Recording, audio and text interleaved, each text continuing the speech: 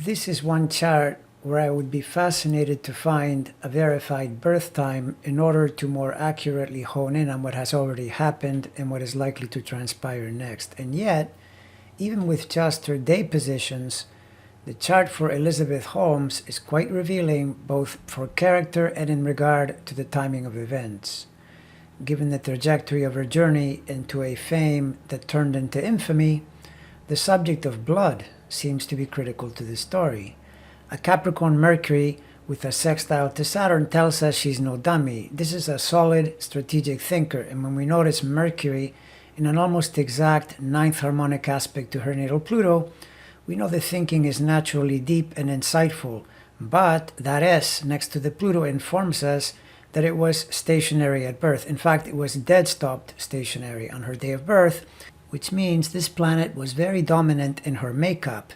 And though the strengths become penetrating insight and relentless commitment to causes, the dark side of what is effectively excessive Pluto energy is obsession and paranoia, which according to the tale that is told, she began to suffer from as her company got into trouble. And to be honest, I would not be surprised to learn it was there all along, even when things were doing well. When you're looking for blood, look to Mars. And if you see it conjunct Saturn and square the Sun, you understand she wants to organize, structure, and control Saturn, blood, Mars. And because it links to Aquarius, she wants to essentially technologize it, use some kind of fancy robotic system to change, transform Mars, Saturn, and Scorpio the way things had been done with this topic up to now.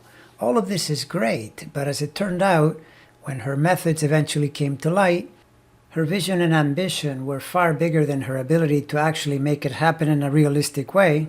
And instead of changing her approach or going back to the drawing board, she decided instead to pretend it was working in order to keep the investors happy. If you're looking for an explanation for this behavior, you would likely find it in a Jupiter-Neptune conjunction, since nothing like Jupiter for keeping your optimism going no matter what, and Neptune for making up a story that isn't true, but sounds like it might be. And if Neptune can mean the lie on the dark side, Jupiter likes to go big, so now you have a big lie. At one point, she claimed her company had earned 100 million in a year when it was really only 100,000. Really good scientists who knew about her aims with these rapid tests she wanted to do with minimal blood to get super important data very quickly were saying it couldn't be done. She was trying to get vast amounts of data from a few droplets of blood derived from the tip of a finger. And when she was questioned or criticized, her reply was, well, that's what they always say, but then when I succeed, they'll say I changed the world. Credit to her for continuing to believe in her own vision, but it's hard to agree with her attitude that it was okay to lie, cheat, and deceive in order to get there. The origins of her company go back to as early as 2004, when she was starting to raise money for her big project, with Saturn transiting opposite her Sun, to correlate with an ambitious quest one wants to take on. And then things began to accelerate in 2010, when the 6 million she had raised in 2004 was by now 92 million, and she was getting big names like former Secretary of State George Shultz to endorse her cause. She continued rolling along for a few more years, gathering fame and notoriety as a both present time and upcoming brilliant entrepreneur, due to become a multi-billionaire.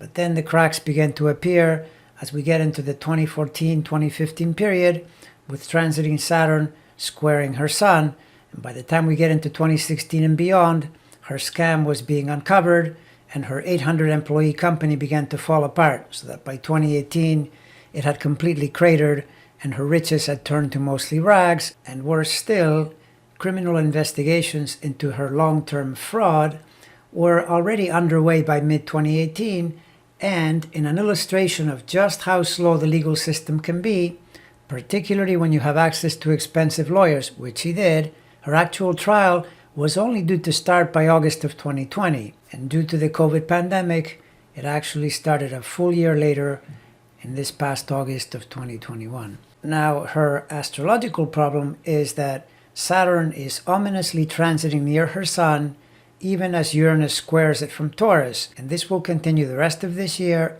and all of next year. Plus, Saturn and Mars are on the other end of that.